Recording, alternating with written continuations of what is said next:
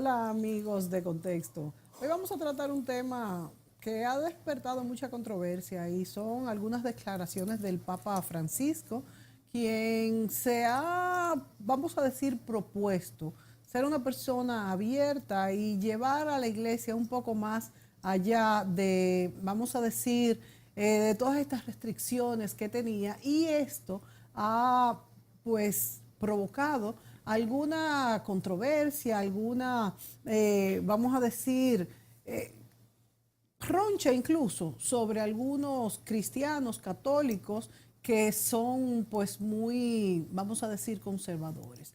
Por ejemplo, cuando el Papa viaja, que da declaraciones sobre pues incluso sobre los homosexuales, que ha dicho que él no es quien para juzgarlo, sobre el medio ambiente, sobre el infierno y el cielo, sobre que el que no cree no tiene que ser condenado. Todos estos, vamos a decir, conceptos que él ha dicho en circunstancias cuando viaja, cuando se enfrenta al público en el mismo Vaticano, bueno, han sido muy controversiales y, sin embargo, a mí me simpatiza mucho el Papa Francisco, me lo encuentro una persona que aparenta ser muy bondadosa y quisiéramos hablar un poco sobre él. Comentábamos Julio y yo fuera de cámara esta película que están dando, ¿o vieron? Un documental en Nuevo Centro. De las ideas políticas, las ideas sociales, religiosas, políticas inclusive. Sí. Su relación con las comunidades, con la pobreza, con los pobres, por qué escogió ese nombre de Francisco, la relación con San Francisco de Asís. Sí, que hizo voto de pobreza. Es un documental excelente, inclusive para el que no es creyente como yo. A mí me simpatiza muchísimo. A ti incluso te simpatiza mucho el Papa también. Mucho, mucho.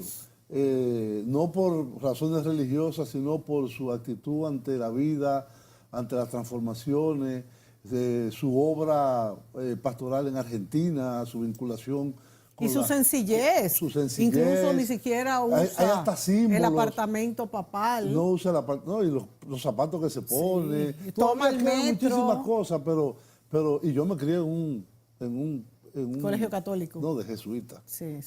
No de católico, de jesuita. Sí. Es decir, que yo viví la orden religiosa más grande de la iglesia en carne viva. Yo admiro mucho a los jesuitas. Tienen cosas que admirar y cosas que como todo el mundo, odiar. Julio. Como todo el mundo. Pero son brillantes. Sí, tienen brillantes. Que ser profesionales son brillantes. todos. Tienen unas características muy propias. Entonces a mí me ha simpatizado mucho este cambio. Primero, que es un papa que no es europeo. No es italiano, aunque es de padres italianos. Es decir, es como una transición entre una iglesia universal, más... ¿Dónde crece la iglesia? En África y en América Latina. Entonces, inclusive habían comentarios al momento de ser electo que había un cardenal africano que tenía muchas posibilidades, creo que de Nigeria o no me acuerdo de cuál país, de ser designado también papa. Porque la iglesia tiene necesariamente, yo viví en Canadá, en la parte francesa de Quebec, que era 100% católica. Y la crisis que se ha desatado en la iglesia católica, por muchas razones, no hay una sola. Hay iglesias que están abandonadas. Bueno, vamos a presentar a David Álvarez Martín, nuestro invitado de hoy, porque ya yo veo que Julio le está casi haciendo una pregunta. No, bueno, yo pensaba que tú lo habías presentado. No, me lo supuse. Muchas gracias, David, Julio, Mónica. Es mi filósofo preferido. Siempre con estos pensamientos tuyos, David, que a mí siempre me gusta lucubrar contigo. Y como bien sí decía Julio, este es un papa inclusivo y bueno, pues yo no entiendo muy bien, y es lo que quiero analizar, Julio y yo contigo hoy, a qué se debe que una parte que es muy conservadora de la iglesia incluso se ha acusado hasta de querer destruir la iglesia. Bueno, déjeme darle mis coordenadas, no digo las, sino mis coordenadas. ¿De dónde sale este papa? Bueno, recuérdense que en primer lugar el último papa italiano fue Juan Pablo I. Sí, fue muy que breve. duró como un mes, Sí. murió. Después vino un polaco, después vino un alemán, ahora hay un argentino que, como ustedes dicen, es hijo de italianos, pero nació en Argentina. Claro. Es una bonita transición. Sí. Hay dos coordenadas que hay que tomar en cuenta del Papa Francisco, en cuanto a argentino y en cuanto a jesuita. En cuanto a argentino, es una Argentina del peronismo. Sí. Sí. Nadie puede negar, no estoy diciendo que sea un militante del peronismo, incluso él hizo muchas críticas Sí. a los últimos gobiernos de influencia peronista. Para que entiendan el peronismo en Argentina, es no igual, pero un poquito semejante a si tú hablas, por ejemplo, hoy en día de la herencia de Juan Bosch en República Dominicana, Sí. dice todos los PLDistas, todos los PRMistas, todos los del PRD, de alguna manera tienen deuda con Bosch, directa o indirectamente. Eso es para que lo entendamos. Y el peronismo siempre tuvo un discurso muy pro-obrero. No eran socialistas ni nada por el estilo, pero sí la causa de los obreros.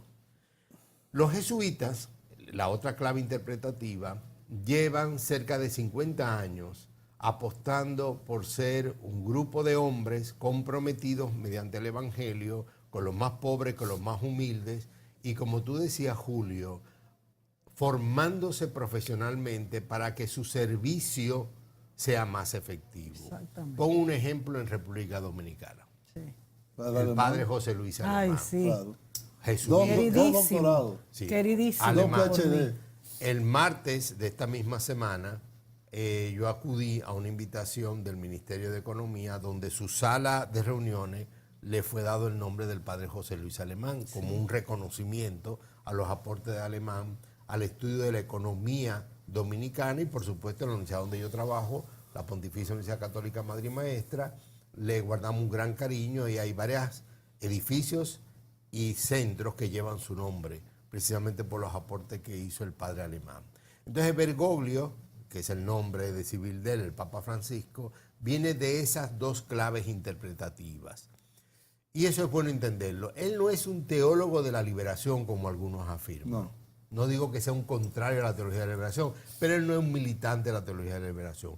¿Qué lo hace a él tan revolucionario para los más conservadores de la iglesia?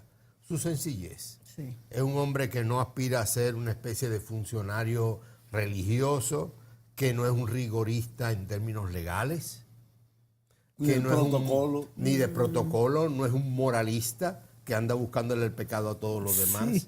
Y entonces es un líder pastoral Pero, con un gran sentido de misericordia y de diálogo. pero era así en Argentina. En Argentina. En Argentina él no usaba más que transporte público. Bueno, yo tengo un testimonio de un médico famoso dominicano, no me atrevo a decir Montalvo. su nombre, no porque haya dicho nada malo. Bueno, uno que estuvo con el hermano de Montalvo, que era sacerdote, que me dijo, bueno, tampoco es algo malo.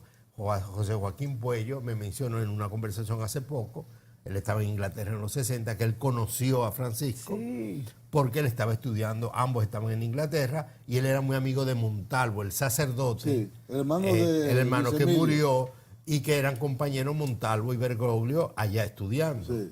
Entonces, todas las referencias, desde esa de José Joaquín hasta la más reciente, todo indican lo mismo: un hombre sencillo, dialogante, que no rechaza a nadie, que si alguien tiene un estilo de vida, una opinión diferente a la de él, él puede dialogar con ellos. Claro, claro. Que reconoce la dignidad del ser humano más allá de sus creencias. Claro. Porque ese es un punto fundamental que a los conservadores dentro de la iglesia les es difícil asimilar.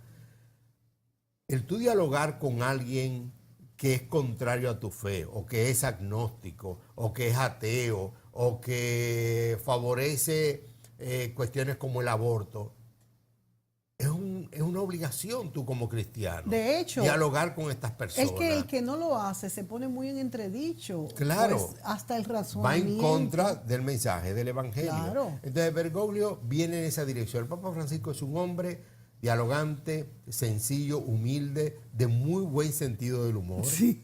Cosa que le faltaba a los dos papas anteriores. Tiene un gran sentido del humor y lo expresa cada rato. Algo y muy se importante ríe, en la vida. Y se ríe Claro. sin controlarse. Es decir, cuando tú ves que una persona se ríe sin hacer muecas, sino que simplemente deja que la risa salga, habla de un espíritu muy abierto. Hay muchas fotos de él riéndose a carcajadas, Sí. porque alguien le hizo un chiste, lo hizo un cuento. No vive en los apartamentos papales, come en el comedor general. Él simplemente alguien que vaya, se fila con una bandeja y se sirve. ¿Y por qué eso se ve mal? Yo no sé, Porque yo se lo veo supone muy que un bien, un ser monarca, humano con muy la corriente. tradición del Vaticano, déjame yo ahora hablar como sociólogo, historiador. Y jesuita casi. La tradición, sí, la tradición del Vaticano, es decir, es que hay que ver, la iglesia es una cosa y el Vaticano es otra. El Vaticano es un estado Sí. y un estado monárquico que no es por herencia, sino es una monarquía sui generis que la eligen una serie de Príncipes. de Sí, príncipes. Eligen al Exacto. rey. Eligen al rey, pero es un rey. Entonces, los Tiene que estados, comportarse como tal. los estados Se pontificios, espera hoy en eso. día es una cosita el Vaticano, pero los estados pontificios eran toda Italia, parte de Francia y parte de Alemania. Sí. Es decir, eran todos vasallos de los estados pontificios. Y el Papa era el que dividió América, entre América portuguesa, fue una bula papal. Sí.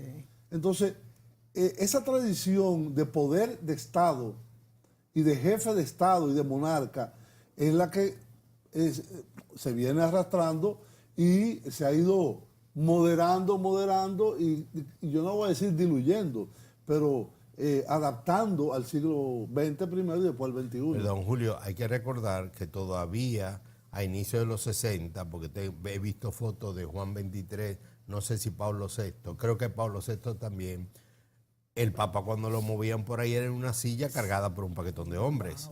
Es una cosa que tú la ves hoy en día y en el mejor de los casos te da Dios risa, mío. en el peor te da vergüenza que eso esté ocurriendo. Es decir, lo montaban en una silla un paquetón de hombres que se sentían muy orgullosos cargándole al Señor para arriba y para abajo, pudiendo caminar. Entonces, es esa imagen de monarca. Esa imagen se ha ido desmontando a partir del Vaticano II. En América Latina se ha ido desmontando a partir del encuentro de Medellín y de Puebla, sobre todo, que dijeron, no, somos una iglesia al servicio de los pobres. Estamos para servir, no para que nos sirvan a nosotros. Claro. Y por eso este Papa, desde el inicio, comenzó a decir cosas que le molestó a algunos. Lo primero era, los obispos, los cardenales, no son príncipes.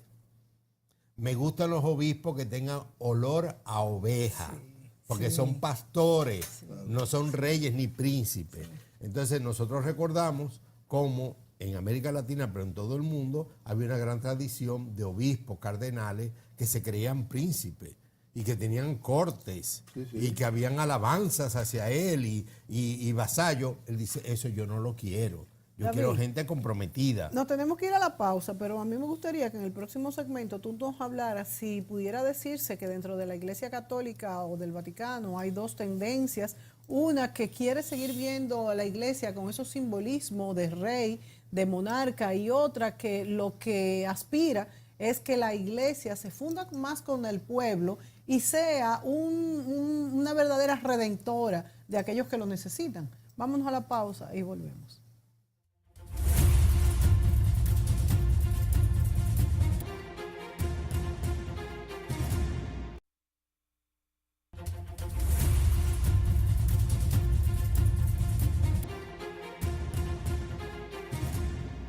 Bien, amigos, continuamos esta interesantísima conversación sobre la Iglesia y en particular el Papa Francisco y las innovaciones que el Papa está aportando a una renovación de la Iglesia Católica. Como yo le dije en el primer segmento, yo no soy creyente, no de la religión católica, de ninguna, pero a mí me gustó tanto una frase de Francisco que la puse en mi perfil, que tengo muy pocas fotos también, además en Instagram, que yo quiero leérsela, de Papa Francisco. Y dice, no es necesario creer en Dios para ser una buena persona. En cierta forma, la idea tradicional de Dios no está actualizada. Uno puede ser espiritual pero no religioso. No es necesario ir a la iglesia y dar dinero. Para muchos, la naturaleza puede ser una iglesia. Algunos de las mejores personas en la historia no creían en Dios, mientras que muchos de los peores actos se hicieron en su nombre. Es cierto. Bueno, Francisco, mira. es decir, Es que es brillante. refleja. realmente Es decir, brillante. eso no lo puede objetar nadie. Es decir, ni los creyentes, ni los no creyentes, ni los católicos, es decir, esa es la realidad. Ni los islámicos. El que lo trate de contrarrestar, lo que está yendo contra la realidad. Y él está actualizando esa idea, y por el contrario, yo les recomiendo a la gente que vayan a ver ese documental, que no sé si todavía está en cartelera, sobre el Papa, sobre Francisco, porque es su relación con todo lo que es la vida, las ideas religiosas, la sociedad, etcétera. Porque revela mucho de este hombre excepcional, un hombre conciliatorio, que es tan importante la conciliación. Sí, por ejemplo, este aspecto de la naturaleza, que a mí me toca mucho. La relación en la defensa de la naturaleza, la madre tierra, como dice él, es algo fundamental. Si en el siglo XXI, donde estamos, en el 2018, no entendemos eso. Que no solo detener el deterioro, sino recuperar lo que se ha deteriorado, la misma humanidad se va a ver en riesgo. Claro, si no entendemos eso a estas alturas. Y entonces yo vuelvo y te hago la pregunta, David. Hay entonces vamos a decir, dos grupos dentro de la Iglesia Católica, pero vamos a decir estos dos, que son demasiado conservadores y no quieren cambiar nada y creen que la vida es estática. ¿Por qué? ¿Por qué se acusa? Mira, yo creo que hay una división en la Iglesia hoy en día. Me atrevería a decir que una división desde hace mucho tiempo. ¿Qué divide a un grupo de otro? El poder. Sí. Hay sectores en la Iglesia que consideran que tienen todo el derecho de ganar poder, usufructuarlo y de considerarse de que son los que mandan moralmente, los que mandan políticamente. Recuérdense cuando Bosch y toda la campaña que se le hizo en el 62, dirigido por sacerdotes. Sí, por Láuticos. Exacto, o sea, yo decido quién, y después se lo mantuvieron en su gobierno hasta hacerlo caer. O sea, yo decido quién gobierna, yo decido qué es lo que hay que hacer, yo decido la Constitución, yo decido las leyes, y encima de eso debo de tener mucho dinero y vivir muy bien.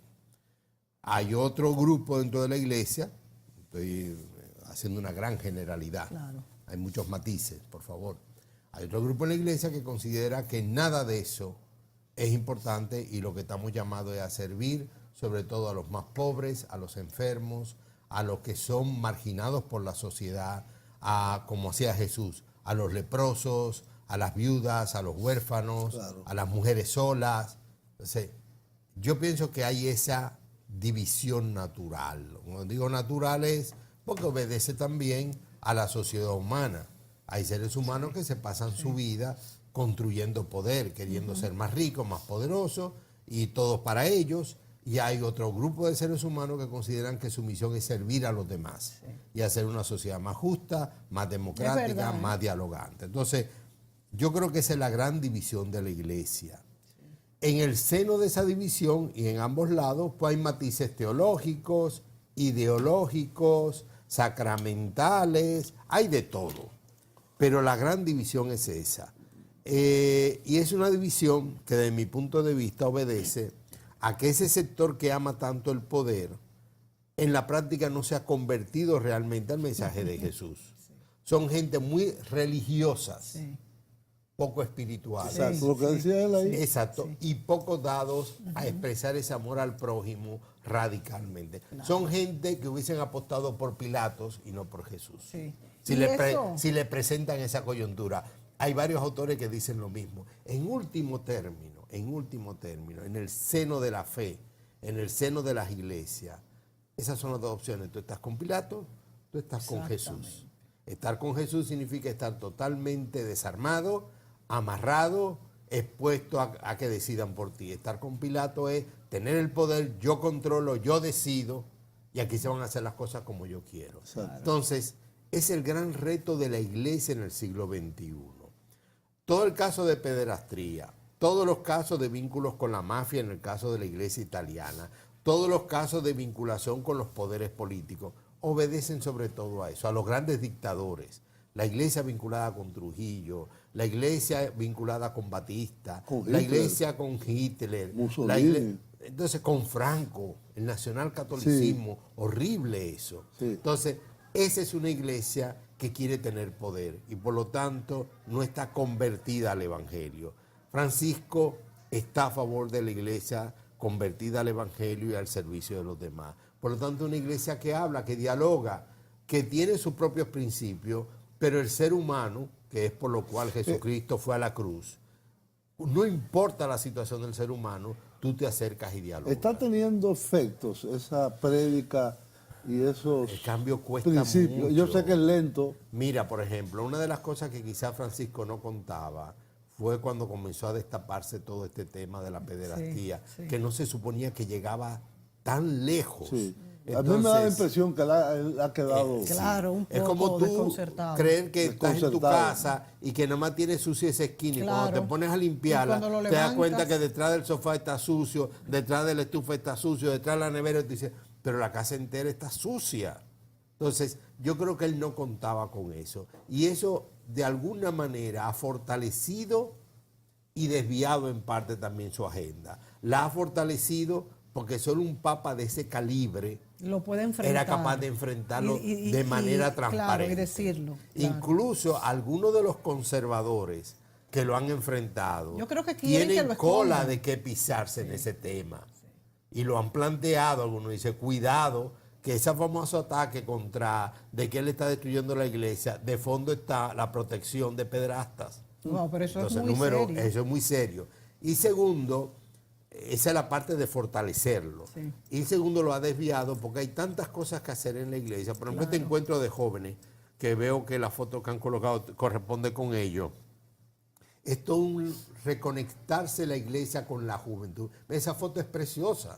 La están viendo los amigos televidentes. Claro. Un selfie de jóvenes. Sí. Incluso vi un cardenal tocando el piano en una fiesta. Es decir, gente normales. Claro. Que puedan ir a un parque, un cardenal, un obispo, un arzobispo, sentarse en un parque. No siempre tienen que andar con clériman, pueden hablar con camisas comunes y corrientes, sentarse a hablar con jóvenes, sentarse a hablar con la gente marginada, como lo hacía Bergoglio cuando estaba en Buenos Aires. Entonces, yo pienso que esa parte de la agenda a veces se desvía un poco, porque tiene que dar la cara por muchas cosas que ha sido el sector conservador el que la hizo. Sí. Incluso cardenales que lo han intentado enfrentar y todo, queriendo recuperar esa imagen de poder. Hay temas relacionados con dinero. Yo recuerdo un cardenal alemán o un obispo alemán que se mandó a hacer una casa con grifos de oro. Lo destituyó de una vez. Pero ¿en qué mente cabe eso? Sí. Existiendo tantas necesidades. Que andaba en Ferrari. Ojo, préstenle atención, por ejemplo, a los obispos que él ha ido designando. Por ejemplo, en República Dominicana, aquí todos nos conocemos. Miren el arzobispo de Santo Domingo, una figura tan sencilla, tan cercana, dialogante, llama la atención. Yo le llamo, yo digo, esas elecciones son el estilo de Francisco, es lo que la iglesia que él quiere. ¿Cuánto tiempo le queda? Pues no lo sabemos. Él mismo ha dicho que el día en que no se sienta bien renunciará. El predecesor renunció. ¿Por qué no? Tú puedes renunciar. Mío, ¿por qué no? Si yo no me siento capaz de algo, miren señores, yo lo siento, no puedo seguir. Pero ya él ha escogido suficientes cardenales, y vuelvo a lo que Julio decía, es una monarquía donde los príncipes eligen al futuro rey. Sí. No son los hijos del rey, sino son los príncipes que eligen al futuro rey. El príncipe entendiendo los cardenales, viéndole la lógica política. Yo creo que él ha elegido suficientes cardenales nuevos, todos en esa dirección, como para garantizar que el día en que él renuncie o muera, todos vamos a morir, el próximo papa no sea una reacción. Porque es el temor que uno tiene, que de repente haya una reacción y el sector más conservador intente imponer un papa que nos devuelva la misa en latín y mujeres en mantilla. Y aleje y a- recupere la silla esa y yo me voy a sentar ahí, me van a cargar un grupo de tipos ahí para y dar entonces vuelta por el sea Vaticano. los más ignorantes los que nos sigan, los que lo sigan, porque esa es No, otra y parte. que la crisis de la iglesia se profundice. Porque en cierto sentido, esta nueva conexión con la La juventud, no solamente es poner música y gente cantando dentro de la iglesia, sino es realmente abrir las instituciones de la Iglesia Católica a la transformación del mundo, Claro. a lo que está pasando en la juventud, a lo que está pasando en los movimientos sociales, los problemas de la migración, los problemas, es decir, realmente los problemas de la pobreza. Ahí es que la Iglesia tiene una posibilidad de no solo consolidarse De y no acción. reducirse, sino de crecer. Y de Correcto. acción. Y su área de acción fundamentalmente es en esos grandes reservorios que por tradición histórica son católicos, que son América Latina, parte de Norteamérica también, Sí. y África, Sí. que tiene una gran presencia islámica, pero también tiene una gran presencia católica. Julio, ojo al dato, ya el Vaticano se está abriendo a China. También. Ha habido acciones, por ejemplo, Sí. ya ha reconocido a los que habían salido, o sea, los que fueron fieles al Partido Comunista Chino Sí. y rompieron con el Vaticano. Ya el Papa ha aceptado que estos son obispos y que es parte de la iglesia. Ojo, Que también puede que no nos crecer. extrañe que el día de mañana, quizás no lo veamos nosotros, la mayor cantidad de sacerdotes y monjas Sean sean chinos. chinos. Puede ser. No se pierdan, porque la cultura china Sí. tiene algo, o sea, la cultura china, no me refiero ni siquiera a lo ideológico, pero la cultura tradicional china brinda hombres y mujeres con una vida interior, una capacidad Sí. reflexiva Sí. y una Dedicación. constancia Sí, en el muy tiempo. ¿Y qué peso tiene el catolicismo en China? Son muchos millones, pero comparado con los miles de millones que tiene China es nada casi, pero son muchos millones. Y más ahora que se han unificado los que fueron perseguidos porque fueron fieles a Roma, junto con la Iglesia Patriótica. Va a llegar un momento en que tendremos un papa, si este o el siguiente, visitando China. Sí. O sea, Claro. y además yo sé que al... Se han unificado entonces ahora en China. estos Bueno, el dos. Papa los ha reconocido. Claro, hay gente muy dolida, por ejemplo, los que fueron siempre fieles. Volvemos a lo mismo, que dijeron, entonces la gente- "Ay, y nosotros que nos mantuvimos y ahora los que se Somos fueron iguales a somos tales". iguales. El cuento del buen samaritano, no del buen samaritano, del hijo pródigo, Sí. que viene el hermano y dice, Claro. pero yo nunca me fui, a mí tú no me hiciste una fiesta como esa. sí. Entonces, Siempre esa se es despiertan parte celos. de los problemas, pero indudablemente va a haber ese proceso. La esperanza que yo tengo es que cuando Francisco deje el papado o muera, no intenten imponer un papa reaccionario que quiera darle para atrás a todo Pero eso. tú bien dices que ya hay cardenales que están muy conscientes de esta vamos a decir, Pues sí, nueva él ha ola. ido escogiendo cardenales, porque el secreto, dentro del modelo que Julio planteó de monarquía, el secreto es que mientras más príncipes tú designas con tu perfil, Pues tú tienes más influencia. Por ejemplo, ¿por qué salió Benedicto? Porque los cardenales habían sido escogidos por Juan Pablo II y Benedicto era el modelo de ellos. Es la crisis que provoca la reunión de Benedicto lo que lleva a caer en la renuncia del perdón, lo que lleva a escoger a Francisco, Claro. porque es Benedicto el que provoca la crisis, que sin pedir permiso ni nada dice, yo renuncio. Pues si me están sacando papeles de mi habitación y todo, y yo no tengo control de eso, yo renuncio. Entonces, es eso lo que hace que de repente alguien como Francisco, que no estaba en la agenda mental del sector del poder del Vaticano, llega. fue porque lo tomó de sorpresa, o sea, a todos estos cardenales. No Ok, contaban nos con la tenemos renuncia. que ir a la pausa. No contaban con la renuncia. Y hablemos un poquito de esa transición de la renuncia del Papa anterior. Volvemos.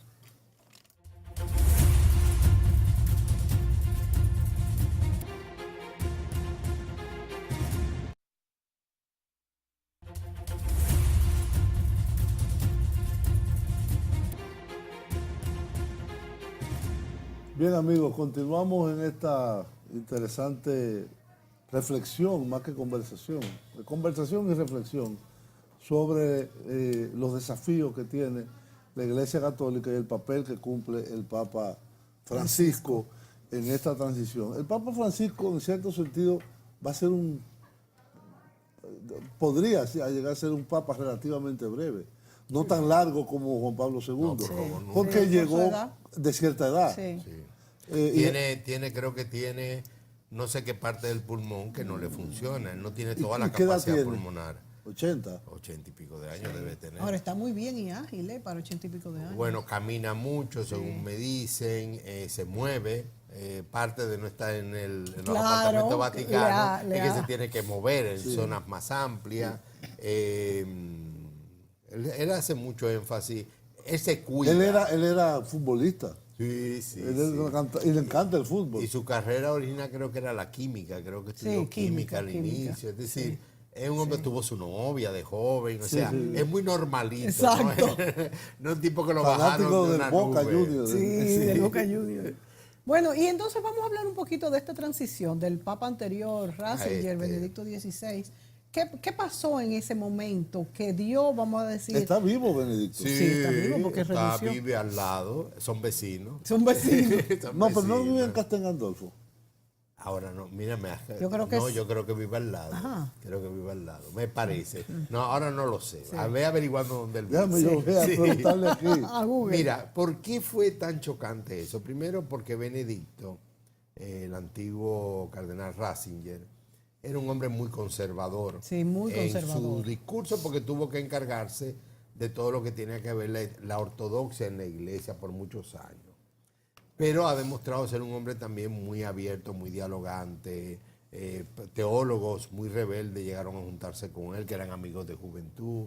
Yo creo que también de Benedicto tenemos una idea un poquito deformada por el debate ideológico. Entonces, una de las cosas más valiosas en términos doctrinales para el sector más conservador de la iglesia es que el papado es una especie de presencia de Cristo en la iglesia y que quien tiene eso lo conserva siempre. Sí. Por lo tanto, no se podía esperar de un señor tan conservador como él renunciar. ¿Tú lo consideras positivo o negativo el final? Yo creo que fue muy bueno. Yo también. Porque desmontó, fue como un aire fresco. Sí. Que dicen, miren, yo renuncio. Hay un chiste muy bueno porque el discurso de su renuncia, él lo hizo en latín. Muy de él, muy de su cosa. Y cuando él comienza, reúne a los cardenales y comienza a decir en latín que va a renunciar, casi el 90% de los cardenales no sabe latín, estaban todos así. Y los que sí sabían dicen, ustedes se están dando cuenta de lo que está hablando. Y se supone que es la lengua oficial. Exacto. La lengua oficial, o sea, la lengua... El italiano. El italiano. Todo el que quiera bregar con Roma tiene que saber italiano. Pero y Bergoglio lo sabe muy bien. Y él lo hizo expresamente. Y entonces él comienza a hablar en latín y decir, yo voy a renunciar y en tal día me voy. Él no pidió permiso. Él no lo consultó con ellos ni nada. Le dijo, miren, señores, yo creo que yo no puedo seguir con esto, yo renuncio y búsquense a otro. Eso descuadró completamente. Yo he dicho que en el siglo XXI, en lo que va corriendo, en la iglesia, los dos hechos más trascendentales fueron la renuncia de Benedicto y el detutanamiento de toda la cabeza de la iglesia chilena. Sí. Hecha por un argentino. Sí. O sea, un papa argentino le pide la renuncia a todos los obispos chilenos. Miren, yo no puedo confiar en ustedes. Me pusieron a decir babosada, a defender un cura que todo el mundo sabía que estaba comprometido en eso, y yo quedé de ridículo. Me presentan renuncia a todo. Y yo comienzo a decir si alguno se queda. Eso fue uno de los hechos. Usted no se imagina la trascendencia que eso tiene. Fue un tsunami. Eso fue un tsunami. Pero fue un golpe en la mesa. Ya sabe todo el mundo que ninguna conferencia episcopal es inamovible. Claro. En cualquier parte del mundo, un papa puede pedirle a todos los obispos, me renuncian. No es la primera vez, exacto. Sí, eso fue impactante. ¿Qué valor y ayudó, fue un golpe en la mesa. Fue un golpe en la mesa. Tú sabes, en una discusión tuvo un golpe. Pero esto los conservadores lo ven mal. Claro que sí, porque tú te imaginas lo que es desconocer completamente un episcopado completo, una conferencia episcopal completa. Pero entonces después se quejan porque no, estas cosas no se denuncian o o no se le pone coto. No, porque ellos lo entienden, los conservadores entienden que eso es una forma de debilitar la iglesia, hacer que los trapos sucios se laven afuera. Que por cierto, hoy es el cumpleaños Del cardenal. del cardenal. Del único cardenal que tenemos. Sí, hasta sí, este el cardenal momento. López Rodríguez. Sí. López Rodríguez. Mira, el Benedicto XVI, que lo estábamos viendo, ¿Dónde vive? Vive en el convento de clausura Mater Ecclesiae, situado en el largo del monasterio de los Jardines de la Ciudad del Vaticano. Claro. Vecino a la sede de Radio Vaticana e insertado en la antigua muralla leonina. O sea, él vive dentro del Vaticano, no en nunca doy con el nombre bien. Castel Gandolfo. Exacto. Él vive dentro del Vaticano y a cada rato se hace público que uno de los, especialmente Francisco, va y lo visita, cómo tú estás, cómo te sientes, vamos a tomar un cafecito, vamos a hablar de la vida. Entonces, yo pienso que ese es un factor importante a tomar en cuenta. El sector más conservador siente que está tratando todo el tema de la pederastía, que tantos cardenales, tantos arzobispos y obispos están renunciando o se les pide su renuncia por esos temas. No muchas veces por ser pedófilos, sino por ocultar a otros. O sea, miren que ese es el gran tema. Y recientemente el arzobispo de Washington, D.C. también, o sea, todo el mundo está expuesto a eso. Incluso a nivel local, tomen en cuenta, por ejemplo, como recientemente un caso de un sacerdote que según el mismo arzobispado de Santo Domingo descubrió que había tenido relaciones con una jovencita, lo puso a disposición de la justicia. Después ha salido un cura diciendo, aquí mismo, eso fue noticia, todavía está esperando proceso, está, ¿cómo se llama? Detenido en lo que se buscan las pruebas. Muchísimos feligreses lo defendieron, por No, cierto. hubo un cura que salió diciendo que fueron los medios, Sí. no fueron ninguno Claro. medios, fue el mismo arzobispado. Sí. O sea, ese es un tema tan sensible que cualquier sacerdote o obispo que se pierda en ese tema sabe que Va a ser afuera. destituido. Porque ese Y es eso un era tema muy importante, sensible. claro. Sí. Y además, ¿cómo va a ser que el que te va a proteger tengamos este peligro? Claro, en el caso dominicano nos salimos un poco del tema, pero todavía tenemos mucho que discutir, porque en primer lugar la mayor cantidad de las violaciones de niños y niñas ocurren en el hogar. Sí. Más de la Sí, mitad. por el padrastro. Padrastro y padres biológicos, sí. hermanos mayores, tíos, Eso es padrinos y terrible. Sí, vecinos. eso es terrible. Y el segundo grupo más fuerte son los maestros. Sí, señor. Y aquí la ADP tiene un historial de ocultamiento de profesores que son violadores. Sí. Y lo digo por gente que se mete dentro de educación y me dice, la ADP de manera mafiosa los oculta Qué barbaridad. y enfrenta esa situación. Qué barbaridad. Estos gremios. Bueno, David, y para terminar, ¿qué tan importante es la presencia del Papa para toda la feligresía? O sea, ¿hasta dónde el Papa realmente influye directamente en todos los católicos, en las iglesias? Una persona, bueno, pues hemos visto cuando el Papa visita aquí mismo, cuando han venido los papas, es como todavía se siente como esa presencia divina que inspira toda la feligresía en las iglesias. Le retomo la palabra que dijo Julio al inicio. No soy creyente, pero me cae bien este Papa. Este Papa ha metido a mucha gente en la iglesia. Sí, sí, Ha es metido a verdad. mucha gente en la iglesia. No en el templo Sí, necesariamente, pero ha hecho a mucha gente sentirse cómodo en el entorno católico. O sea, como no me siento agredido ni nada, sino me siento muy cómodo dialogando con gente de la iglesia católica.